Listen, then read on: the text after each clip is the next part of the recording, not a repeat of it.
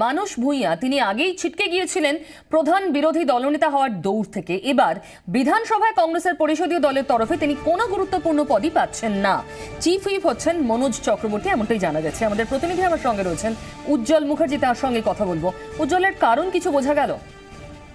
দেখো, কারণ যেটা কংগ্রেস সূত্রে যেটা বলা হচ্ছে, মানস ভূঁইয়ার সঙ্গে কিন্তু বিরোধী দলনেতা আব্দুল মান্নান তিনি পরশুদিনকে বৈঠক করেছিলেন। তার কাছে জানতে চেয়েছিলেন যে তিনি কোন গুরুত্বপূর্ণ দায়িত্ব নিতে চান। মানস ভূঁইয়া সম্ভবত এরকম কোন গুরুত্বপূর্ণ দায়িত্ব নিতে রাজি হননি। তবে একটা তো বিষয় সত্যি যে মানস ভূঁইয়ার মতন কংগ্রেসের গুরুত্বপূর্ণ ব্যক্তি এবং বিশেষ করে তিনি সংসদীয় রাজনীতিতে যথেষ্ট পড়ে খাওয়া দীর্ঘদিন ধরে কংগ্রেস বিধায়ক হয়ে রয়েছেন, তাকে কিন্তু এবার কোনো গুরুত্বপূর্ণ দায়িত্বে দেখা যাবে না। এআইসিসির তরফে যে দুজন নাম ঘোষণা করা হয়েছে, চিফ হুইপ সেই দায়িত্ব থাকছেন মনোজ চক্রবর্তী এবং ডেপুটি লিডার যাকে বলা হয় সেই দায়িত্বে থাকবেন হচ্ছে ঝাড়গ্রামের পুরুলিয়ার যিনি বিধায়ক নেপাল মাহাতো। বিষয়টা হচ্ছে প্রিয়, অনেকেই যেটা মনে করছেন যে বিরোধী দলনেতার হওয়ার দাবিদার ছিলেন মানস ভূঁইয়া, তিনি সেখানে হতে পারেননি, আব্দুল মান্নান হয়েছেন। ফলে পরের যে পদগুলো সেগুলো নিতে মানস ভূঁইয়া নিজেই হয়তো খুব একটা আগ্রহী ছিলেন না।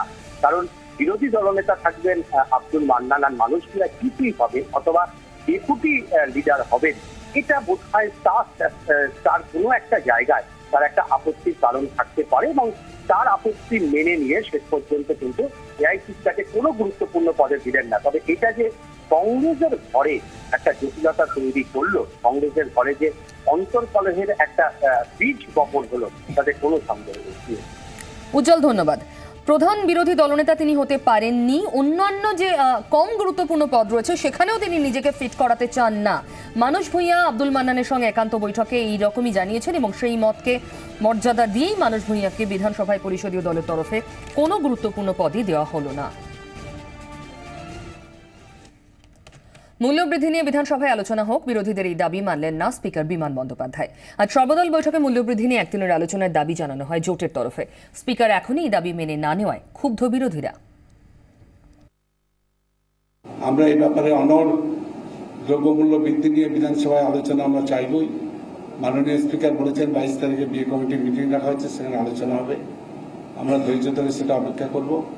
কিন্তু আজকে প্রথম দিনই আমাদের যে অভিজ্ঞতা তাতে দেখা যাচ্ছে সরকার পক্ষ সব ব্যাপারে একটা যেন অনড় মনোভাব, বিরোধী পক্ষকে দুচ্ছাই করে যা দেবো তাই মানতে হবে।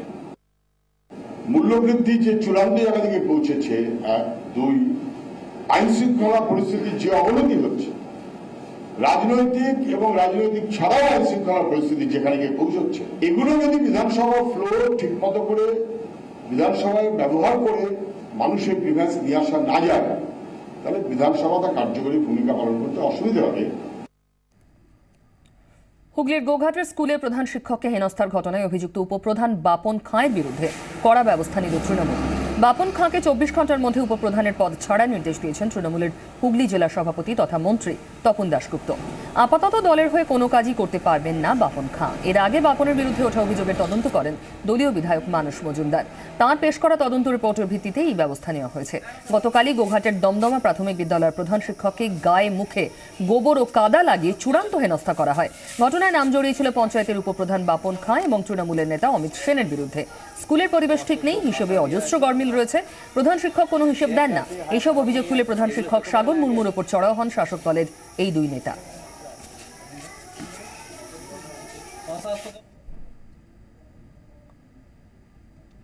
শহরে নতুন রেস্তোরাঁর ব্যাংকোয়েট হল উদ্বোধনে পার্টি দিলেন তনুশ্রী। বলিউডে এই ট্রেন্ডটা অনেকদিন আগে থেকেই চালু ছিল, এবার টলিউডের অভিনেত্রীরাও নিজেদের সিগনেচার রেস্তোরাঁ খুলতে শুরু করলেন নাকি। তনুশ্রী পার্টিতে কে কি বললেন দেখুন বক্স অফিসে।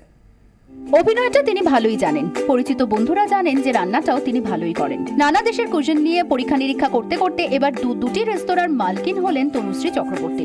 নিউ আলিপুরের আমেরিকান কেভ রেস্তোরাঁর ব্যাংকোয়েট হল ওপেনিং পার্টিতে তাঁর ডাকে হাজির হলো টলিউড। আমার ফিল্ম আমার বেবি, সেরকম রেস্টুরেন্টটাও ডেফিনেটলি দুটো ইউনিট আমি খুলে ফেলেছি। এটা আমার ফার্স্ট ইউনিট, সেই অর্থে আমেরিকান কেভ। আজকে আমেরিকান কেভের ব্যাংকোয়েটটা ওপেন হলো। খেতে দারুণ ভালোবাসেন অভিনেতা আবির চ্যাটার্জি। সস্ত্রীক হাজির হয়ে জানালেন যে কোনোদিন তিনি হানা দিতে পারেন তনুশ্রীর রেস্তোরাঁয়। জিভে জল আনা আমেরিকান ডিশের লোভে। তনুশ্রীকে আমরা বহুবার খেপিয়েছি। তনুশ্রী এমনিতে নিজেও দারুণ ফাটাফাটি রান্না করে, সেই অভিজ্ঞতা আমার হয়েছে ওর বাড়ি থেকে খেয়ে আসার। তো তো তারপর থেকে বারবারই খেপাতাম। তো এখন তো শুধু নিজের বাড়িতে নয়, এখন দারুণ একটা ট্যুর জয়েন। এই মুহূর্তে আমরা আমেরিকান কেভে দাঁড়িয়ে আছি। Wish all the best, she is a very dear friend. এবং আমরা ওকেও কথা দিচ্ছি, আপনাদের সামনে কথা দিচ্ছি, আমরা মাঝে মধ্যে এসে ঘাড় ভেঙে যাবো। Tanushree launched her own restaurant which is called the American Cave. আমাদের শহরে কিন্তু খুব ভালো আমেরিকান খাবার দাবার খুব একটা পাওয়ার আমেরিকান খাবার grills and the bakes and good burgers and মানে যেরকম ধর শহরে মানে আমি যখন বিদেশে যাই ডাইনার্স আমেরিকান একটা চেইন আছে ডাইনার্স তারপর গ্রিলড আমেরিকান গ্রিলস আর ভেরি ফেমাস সো সেই ধরনের খাবার steaks sizzlers I hope this restaurant serves all of that একটু দেরিতে হলেও বন্ধুকে অভিনন্দন জানাতে কাজ ফেলে হাজির পরমব্রত চট্টোপাধ্যায়। ইন্ডিভিজুয়াল এন্টারপ্রাইজ কেউ করলে সবসময় সেটাকে এনকারেজ করা উচিত এবং আমার মনে হয় we all should support her and stand by her. আর আমাদের সকলের আসা উচিত, এখানে রেগুলার খাওয়া দাওয়া করা উচিত, লোকজনকে পাঠানো উচিত। ব্যুরো রিপোর্ট 24 ঘন্টা।